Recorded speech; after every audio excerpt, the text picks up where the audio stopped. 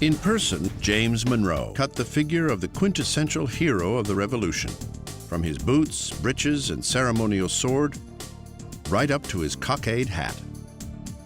The funny thing about James Monroe is that no one ever seems to have thought terribly well of him, except his character.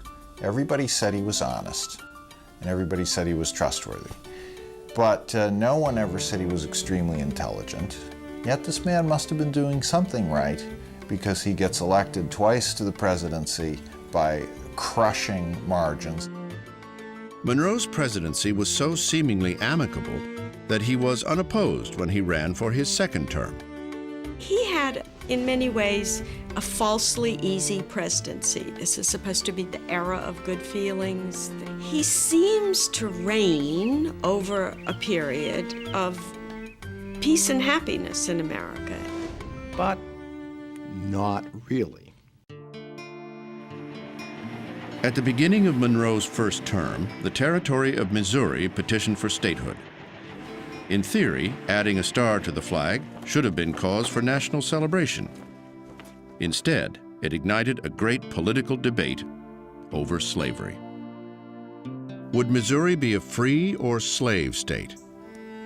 As Congress debated the explosive issue, Monroe, a slave owner himself, made it clear that he would veto any legislation that restricted self-determination for any state. Eventually, Congress passed the Missouri Compromise of 1820. Missouri enters the Union as a slave state. Maine enters the Union as a free state.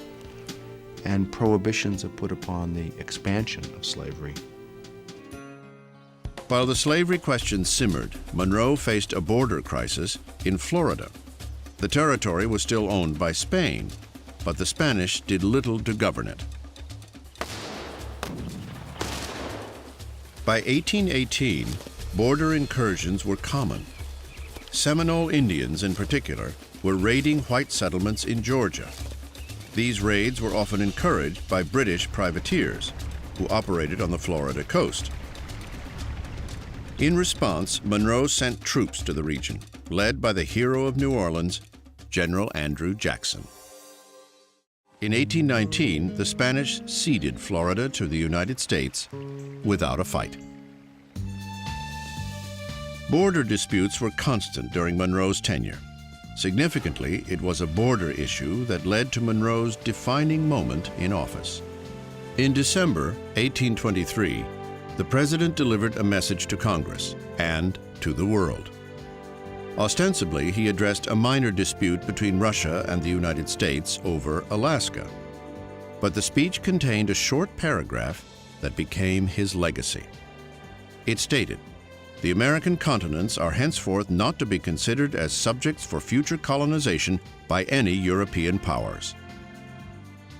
The Monroe Doctrine is our statement that we reject European countries coming in and trying to acquire further territorial gains in this hemisphere. You stay in your hemisphere, we'll stay in ours. It wasn't until 1852 that people began calling it the Monroe Doctrine. The end of James Monroe's presidency was a turning point in American political history. He was the last of the revolutionary generation, the last of the architects of the American Republic.